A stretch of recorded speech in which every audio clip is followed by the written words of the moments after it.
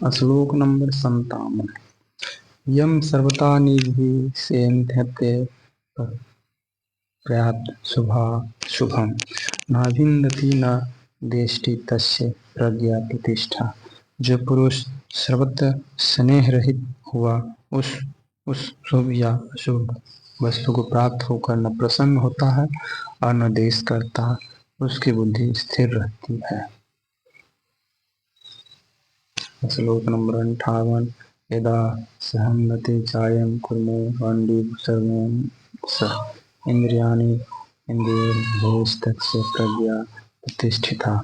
और कछुआ सब ओर से अपने अंगों को जैसे समेट लेता है, वैसे ही जब पुरुष इंद्रियों के विषयों से इंद्रियों को सब प्रकार हटा लेता है, तब उसकी बुद्धि स्थिर है, ऐसा समझना चाहिए। श्लोक नंबर 59। विषया विनिवर्तन्ते निराहारस्य देहिनां रसवर्ज रसोऽश्वे परम दृष्ट्वा निवर्तते। इंद्रियों के द्वारा विषयों को ग्रहण न करने वाले पुरुष के भी केवल विषय को निर्वृत्त हो जाते हैं, परंतु उनमें रहने वाली आसक्ति निर्वृत्त नहीं होती। इस स्थित प्रज्ञ पुरुष की तो आसक्ति भी परमात्मा का साक्षात्कार करके निवृत्त हो जाती है। श्लोक नंबर 60। यततो आपि कौन्तेय पुरुषस्य विपश्चित इंद्रियाणि प्रमाथिनि हरन्ति प्रसभमनं। हे अर्जुन, आसक्ति का नाश न होने के कारण ये प्रमथनम स्वभाव वाली इंद्रियां यत्न करते हुए बुद्धिमान पुरुष के मन को ही बलात् हर लेती है। श्लोक नंबर 61। तानि सर्वाणि शयन युक्त आसीत् मत्परं वशे हि यस्त्रेन्द्रियाणि तस्य प्रज्ञा प्रतिष्ठिता। इसलिए साधक को चाहिए कि वह उन संपूर्ण इंद्रियों को वश में करके समाहित चित्त हुआ मेरे परायण होकर ध्यान में बैठे, क्योंकि जिस पुरुष की इंद्रियां वश में होती है उसी की बुद्धि स्थिर हो जाती है। श्लोक नंबर 62। ध्यायतो विषयाणां पुंसः षड्गस्तु जायते षण्डा संजायते कामात् क्रोधो अभिजायते। विषयों का चिंतन करने वाले पुरुष की उन विषयों में आसक्ति हो जाती है, आसक्ति से उन विषयों की कामना उत्पन्न होती है और कामना में विघ्न पड़ने से क्रोध उत्पन्न होता है। श्लोक नंबर 62। क्रोधा भवति सम्मोहान्निवृत्तिर्विभ्रम स्मृतिभ्रंशात् बुद्धिनाशात् प्रणश्यति।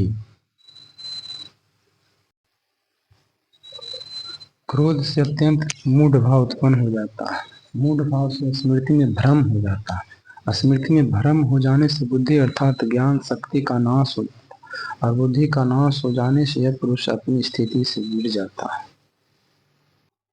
श्लोक नंबर 64।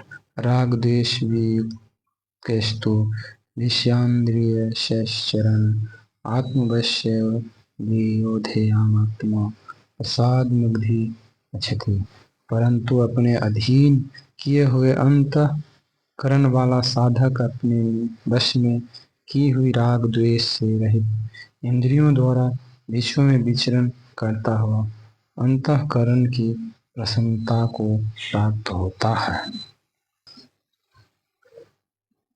श्लोक नंबर 65। प्रसादे सर्व दुखानां हानिरस्योपि जाते प्रसन्नतेषु हासो बुद्धि पर्यवतिष्ठते। अंतःकरण की प्रसन्नता होने पर इसके संपूर्ण दुखों का अभाव हो जाता है और उस प्रसन्न चित्त वाले कर्मयोगी की बुद्धि शीघ्र ही सब ओर से हटकर एक परमात्मा में ही भली भांति स्थिर हो जाती है। श्लोक नंबर 66। नास्ति बुद्धिर्युक्तस्य न चायुक्त भावना न चाभावयुक्तं शान्तिरस्यान्तः सुखम्। न जीते हुए मन और इंद्रियों वाले पुरुष निश्चयात्मिका बुद्धि नहीं होती और उस अयुक्त मनुष्य के अंतःकरण में भावना भी नहीं होती तथा भावनाहीन मनुष्य को शांति नहीं मिलती और शांति रहित मनुष्य को सुख कैसे मिल सकता है। श्लोक नंबर 67। इंद्रियाणां हि चरन्ता यन्मन्यवशेन विधीयते तदस्य परहरति प्रज्ञा वायुनां प्राम्भसि। क्योंकि जैसे जल में चलने वाली नाव को वायु हर लेती है, वैसे ही विश्व में विचरती हुई इंद्रियों में से मन जिस इंद्रियों के साथ रहता है वह एक ही इंद्रिय इस पुरुष की बुद्धि को हर लेती है। श्लोक नंबर 68। तस्मादस्य महाबाहो निर्गीति हातानि सर्वस्य इंद्रियाणि निग्रहस्तमस्य प्रज्ञाप्रतिष्ठता। इसलिए हे महाबाहो, जिस पुरुष की इंद्रियों के वश से सब प्रकार निग्रह की हुई है उसी की बुद्धि स्थिर है। श्लोक नंबर 69।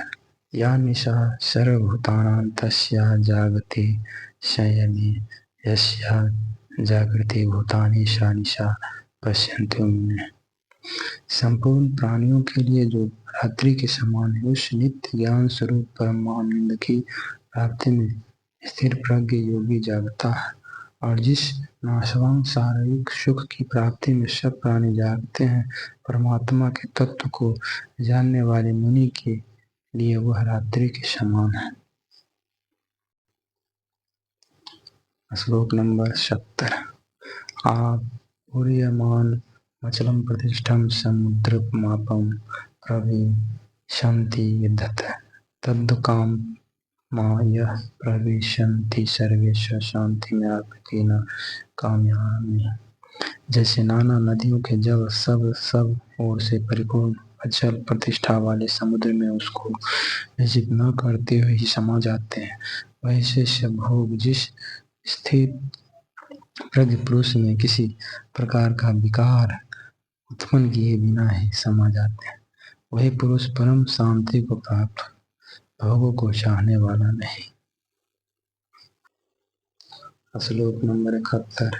विहाय कामान यः सर्वान् पुमांश्चरितं निःस्पृशः निर्ममो निर्हंकार स शान्तिमधिगच्छति। जो पुरुष संपूर्ण कामनाओं को त्याग कर ममता रहित, अहंकार रहित और स्पर्श रहित हुआ विचरता है वही शांति को प्राप्त होता, अर्थात वह शांति को प्राप्त है। श्लोक नंबर 72। एषा ब्राह्मणी स्थिति पार्थ नयना प्राप्य विमुह्यन्ते स्थिरवाक्स्यामितो कालेऽपि ब्राह्मणी गुणवान् निर्विशति। हे अर्जुन, यह ब्राह्मण को प्राप्त पुरुष की स्थिति है।